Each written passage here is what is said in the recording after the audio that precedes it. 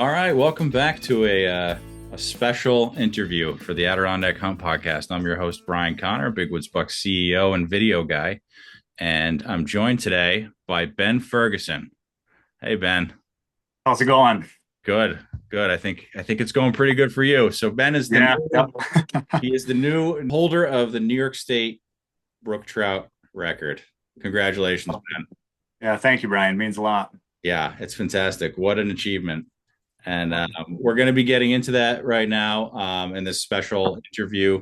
At some point later on, hopefully, we'll do a longer interview with Ben and with his crew, who I'm sure he'll want to shout out. But for now, we'll just get that story out there. As of recording this, it hasn't officially been announced, right, Ben?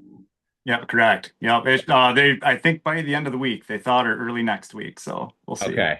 Yeah, So, yes, today's Thursday. yeah, we're Thursday. Yeah, Right. yeah. You caught the fish Saturday? Saturday afternoon. Yeah, Okay. So, yeah, so I'm grateful to Ben for giving Big Woods the scoop. yeah, I really appreciate it, Ben. yeah. And, Absolutely.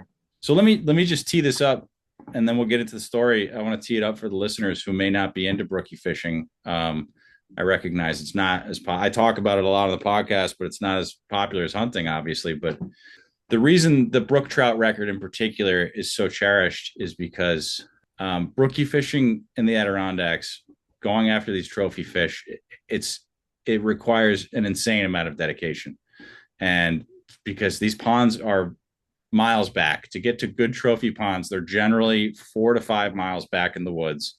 There's a lot of grit involved. There's a lot of effort that went into this. I'm sure I can't even begin to imagine how long it took, but we'll get into it anyway. I wanted to tee it up with Yeah, that. Ben, congratulations again. yeah. Thank you. So tell us what happened. What's the Uh, story? How'd you get this fish? well, we were on a 3-day fishing trip, and we had a couple of tough days of fishing, and we were just sitting on the pond, trolling around, and I happened to hook into a trout, and it was, a nice fish. It was a 2.5 pounder. We were pretty excited about that. So we said, geez, even if that's what we catch the whole weekend, that's good enough. We were excited about that. Um, we had plenty of food to eat, so we let that go and went back out. We were going to troll till dark and call it a night.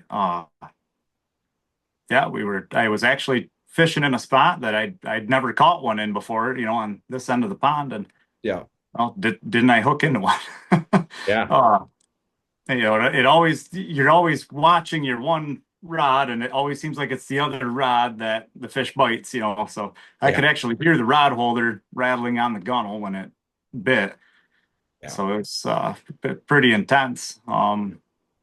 I turned around, I set the hook, and it was probably close to a 5-minute fight, which it felt a lot longer than that, but maybe it wasn't even 5 minutes, but it felt longer.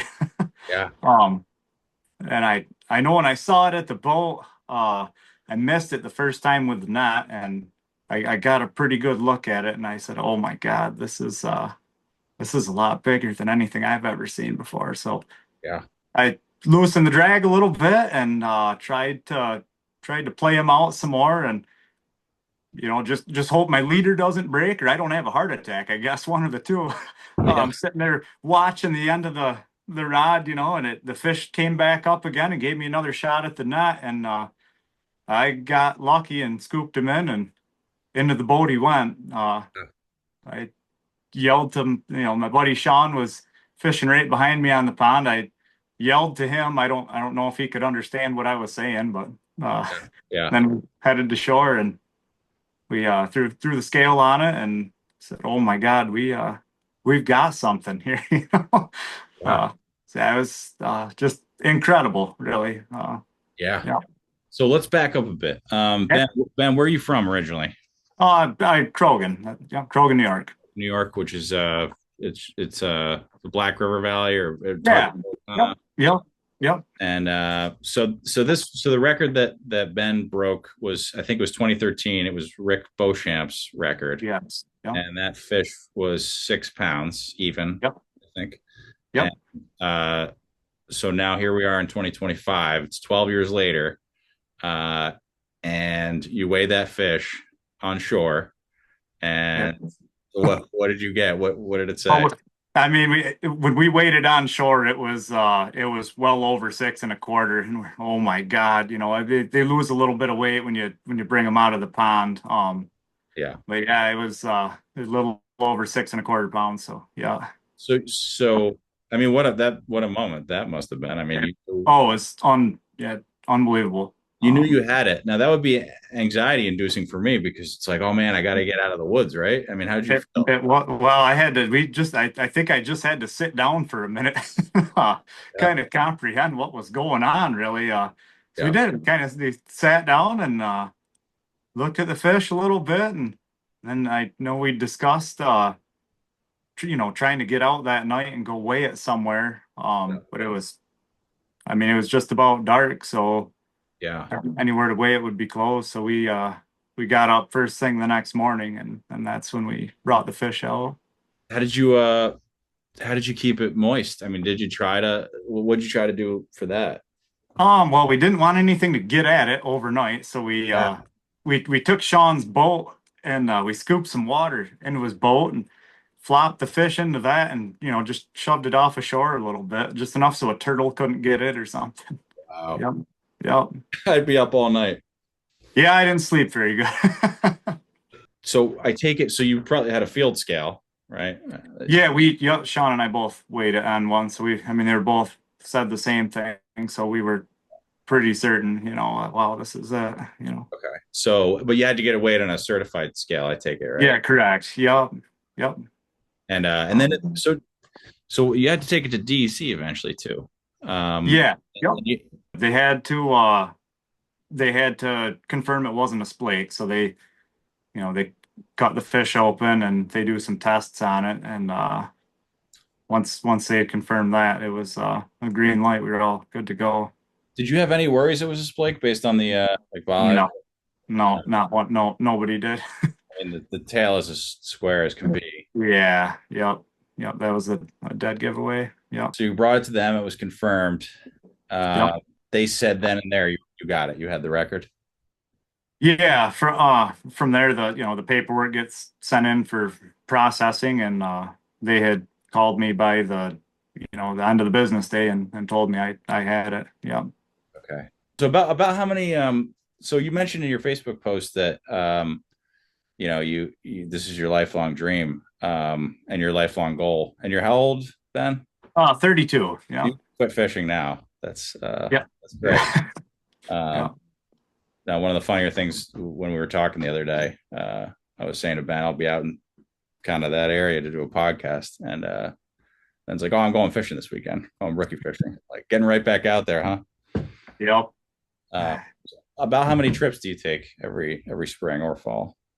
Usually just about from the time ice out is here, and until deer season starts, or until brook trout season closes, we're usually fishing almost every weekend. I Yeah. always take a few weekends in the spring to go turkey hunting. Make sure I do that. But Yeah. other than that, we brook trout fish almost every weekend. And what was your biggest fish before this one? 4 pounds, 13 ounces. Okay, gotcha. Is that the one you have mounted? Yeah. Yep. Yep. Nice. So if you could give us a little insight into your gear setup, start with the canoe. What are you rocking for a canoe?